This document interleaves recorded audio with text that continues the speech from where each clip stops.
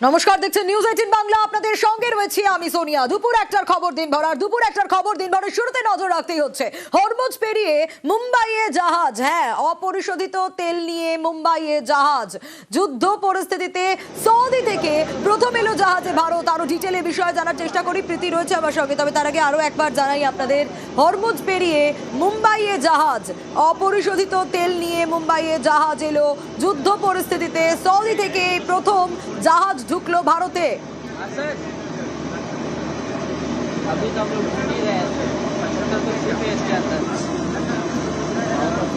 আরো ডিটেলে এই বিষয়ে জানাতে পারবে। তবে তার আগে আরো একবার জানাই, হরমুজ পেরিয়ে মুম্বাইয়ে জাহাজ। মধ্যপ্রাচ্যে যুদ্ধ এবং হরমুজ প্রণালী একটা বড় ফ্যাক্টর হয়ে দাঁড়িয়েছে প্রথম থেকে এই জায়গায়। কারণ ইরান কি করবে, ইরান কিভাবে লড়বে, এ প্রশ্ন বারবার করে উঠে আসছিল। আর হরমুজ যদি বন্ধ করে দেওয়া হয় তাহলে সবচেয়ে বেশি সমস্যায় পড়তে হবে, এবং সেই ছবিটা কিন্তু বারে বারে ধরা পড়েছে। এবার অপরিশোধিত তেল নিয়ে মুম্বাইয়ে জাহাজ ঢুকলো।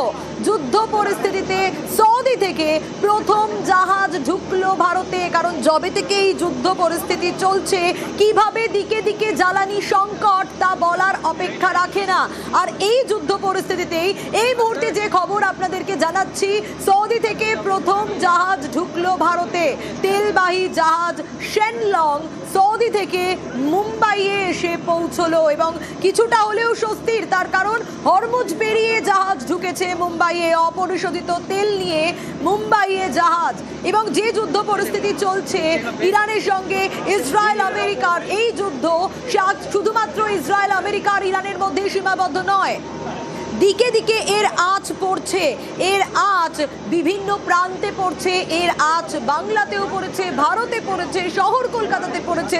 বিভিন্ন ছবি, সে ছবি আমরা আপনাদের দেখাচ্ছি। কিন্তু সৌদি থেকে প্রথম জাহাজ ভারতে এলো, তেলবাহী জাহাজ শেনলং সৌদি থেকে মুম্বাইয়ে ঢুকলো। কিছুটা হলেও স্বস্তির। তার কারণ এই ব্যবসা বাণিজ্য যেভাবে হরমুজ প্রণালী ভায়া হয়, তা যদি বন্ধ থাকে দিনের পর দিন, তাহলে যে কি সমস্যার মধ্যে পড়তে হবে তা বলার অপেক্ষাই রাখে না।